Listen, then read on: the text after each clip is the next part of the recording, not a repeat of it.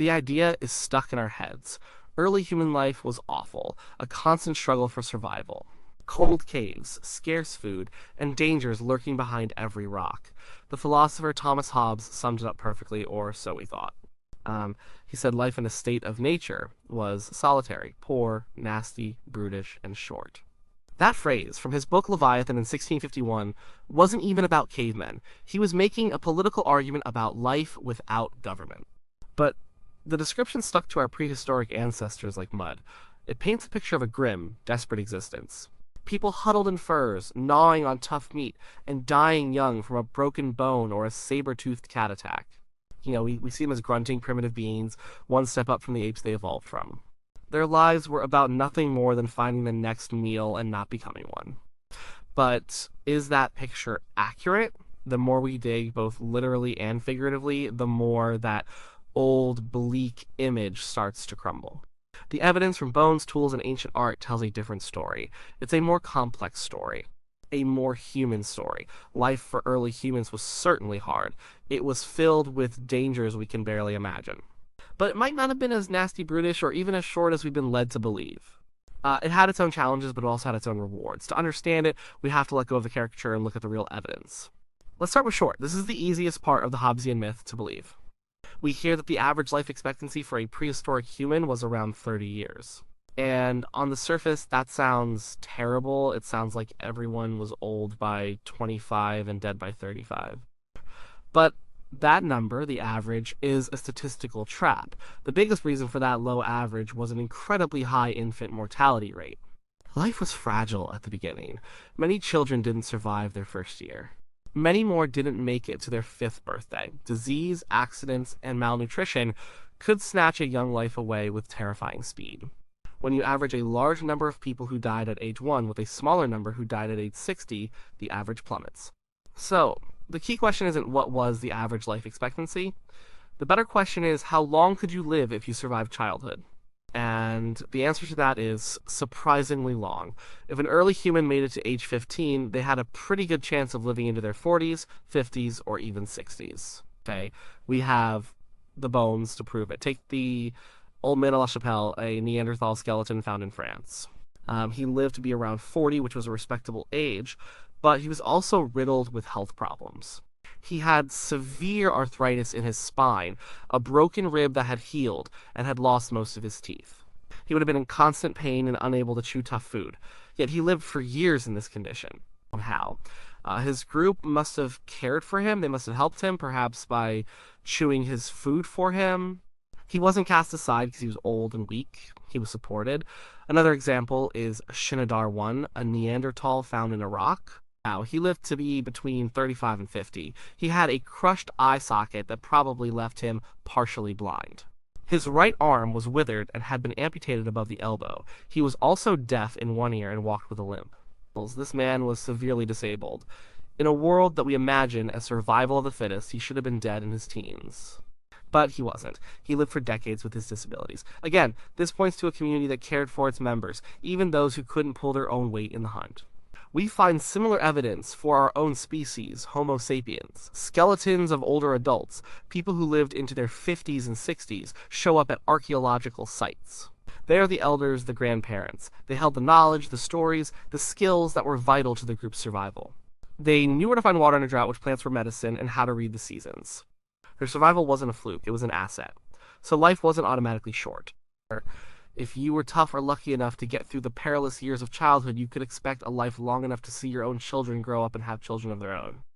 What about brutish? This conjures images of constant, savage violence. Man against beast and man against man.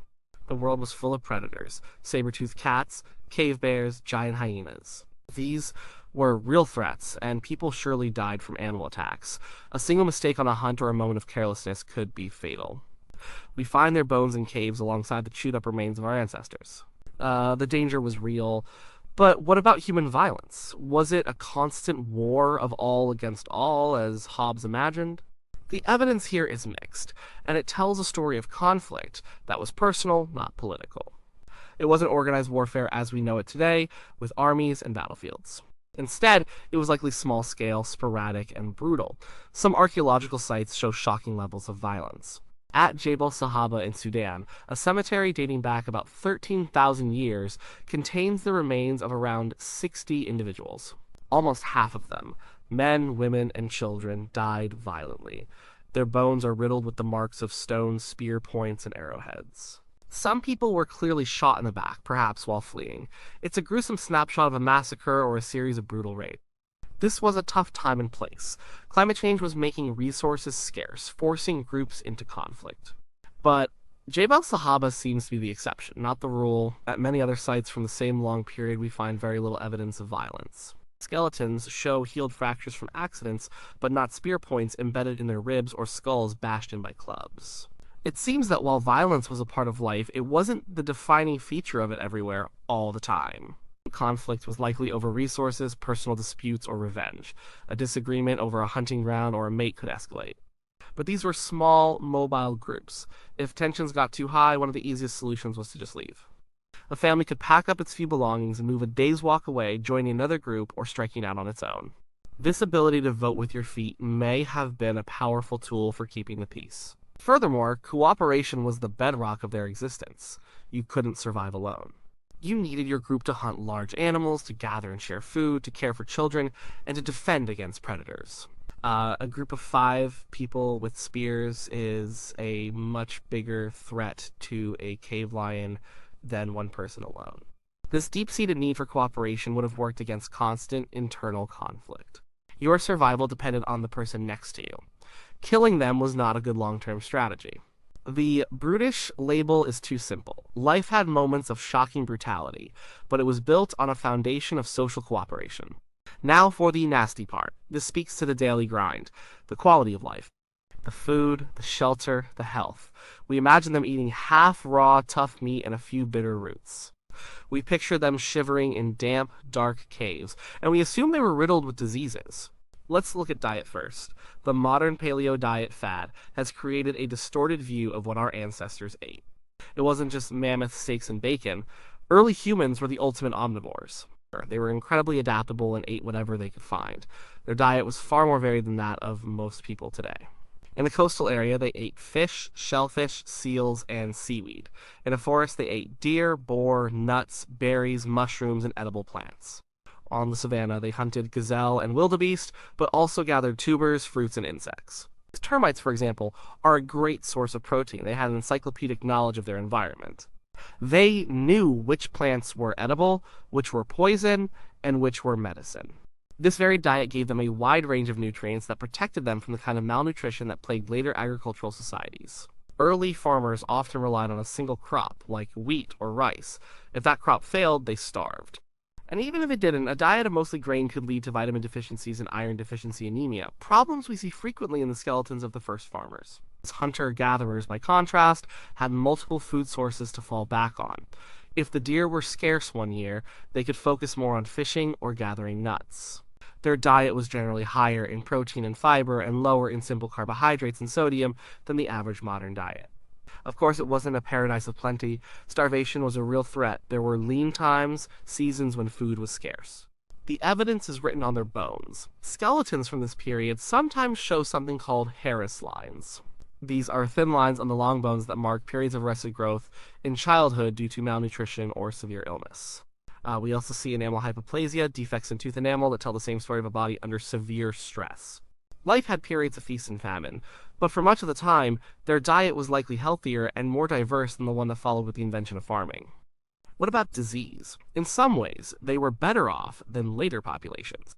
Most of the infectious diseases that have plagued human history, smallpox, measles, the flu, are crowd diseases. They thrive when lots of people live packed together in permanent settlements, surrounded by their own waste and in close contact with domesticated animals. Hunter-gatherers didn't have these problems. They lived in small, mobile groups of perhaps 25 to 50 people.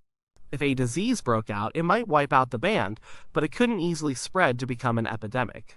They also didn't live with pigs and chickens, the original sources of many influenza viruses. But they had their own health problems. As mentioned, injuries were a huge danger. A broken leg could be a death sentence if you couldn't keep up with the group. Infections were a constant risk. A simple cut from a flint tool could become lethally septic. They also suffered from parasites from drinking unclean water or eating undercooked meat. and their teeth, while often free of the cavities that came with a sugary agricultural diet, were subject to extreme wear. They used their teeth as tools for gripping hides and softening fibers. By middle age, many people's teeth were worn down to the gums, leading to painful abscesses and infections. So, was life nasty? Yes, in many ways. Pain was a constant companion. There was no modern medicine, no antibiotics, no dentistry, but in other ways, their lifestyle protected them from the diseases of civilization. It's a trade-off. They swap the risk of pandemics for the risk of a grizzly bear. So far, we've mostly poked holes in the Hobbesian view. We've shown that life wasn't necessarily short, not always brutish, and only sometimes nasty. But this is still a negative picture. It defines their lives by the bad things they avoided. What about the good things? What about the human experience? Did they have time for anything other than survival? This is where the story gets really interesting. The anthropologist Marshall Solins once described hunter-gatherer societies as the original affluent society. This sounds crazy at first. How could people with no material possessions be affluent? Solins' point was that affluence is about having your needs met. And for hunter-gatherers, their needs were few, and the environment often provided enough to meet them with a reasonable amount of work. Studies of modern hunter-gatherer groups, like the Juhonsi of the Kalahari Desert, suggest that they may have only spent about 15 to 20 hours a week actively engaged in finding food. That's a 3 to 4 hour workday. What did they do with the rest of their time? They rested, they talked, they played with their children, they told stories. They danced, they made music, they visited friends and relatives and other bands. They had leisure time, lots of it. Compare that to the life of an early farmer who worked from sunup to sundown planting, weeding, and harvesting. Or compare it to a modern office worker who puts in 40, 50, or 60 hours a week. From this perspective, our hunter-gatherer ancestors might have had a better work-life balance than we do. Their lives were also rich with social connection. The group was everything. It was your family, your safety net, your support system. People shared everything. If one hunter was successful, the whole group ate. This ethos of sharing was essential for survival, as nobody could be successful all the time. It fostered a deep sense of community and interdependence. This is the opposite of Hobbes' solitary life. And then there is the art. For a long time, we thought of early humans as mindless brutes. And then we discovered their art, and everything changed. In caves across France and Spain like Chauvet and Lascaux, they painted. And what they painted is breathtaking. Herds of horses, bison, and mammoths thunder across the rock walls. They are not crude stick figures. They are drawn with astonishing skill, capturing the movement and essence of the animals. They were painted in deep, dark, and often dangerous to reach parts of the caves. This wasn't just decoration for the living room, it was something more. It was ritual, it was magic, it was storytelling, it was a way of making sense of the world. We don't know exactly why they did it, but we know it was important to them. It wasn't just paintings, they carved intricate figures from mammoth ivory and bone. The famous Venus figurines, with their exaggerated female features, have been found all across Europe. Were they fertility symbols? Goddesses? We don't know. But they show that these people had a symbolic world, a spiritual life. They made jewelry from shells and animal teeth. They may have painted their bodies and had tattoos. They created music on bone flutes. This is the ultimate refutation of the brutish stereotype. These were not animals concerned only with their next meal. They were people like us. They had complex minds capable of abstract thought. They had an aesthetic sense. They felt a need to create beauty and meaning in their lives. They looked at the world and tried to understand their place in it. The existence of this art tells us that their lives were not just about surviving. They were also about living. The big turning point in human history was the agricultural revolution, which began around 12,000 years ago. This is when we started to settle down, plant crops, and domesticate animals. On the surface, it seems like a huge step forward. We had a more reliable food source, so we could support larger populations. This led to the rise of villages, then cities, then civilizations. It's the foundation of the modern world. But for the average person living through that transition, it may not have felt like progress. In many ways, life got harder. The new diet, based on a few starchy crops, was less nutritious. Skeletons from early agricultural communities show a decrease in height and an increase in signs of disease and malnutrition compared to their hunter-gatherer predecessors. Living in one place meant living among your own garbage, which attracted pests and spread disease. Living in larger groups meant infectious diseases could finally take hold and become epidemics. Farming was also backbreaking work, far more demanding than hunting and gathering. Social structures also changed. For the first time, people could accumulate surplus food.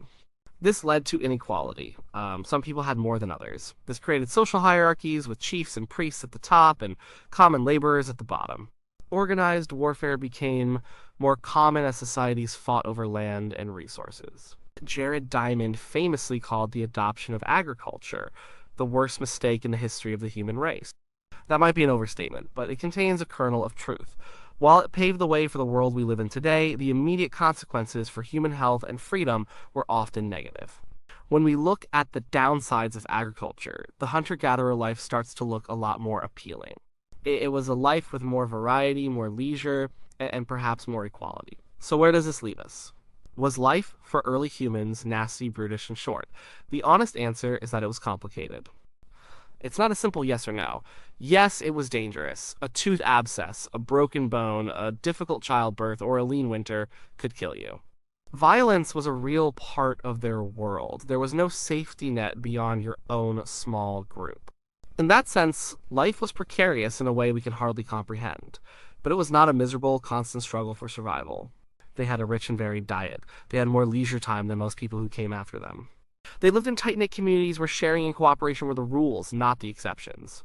They cared for their sick and elderly, and they had a complex spiritual and artistic life that shows they were anything but thoughtless brutes. The Hobbesian view is a caricature. It's a projection of our own fears about a world without the structures we depend on.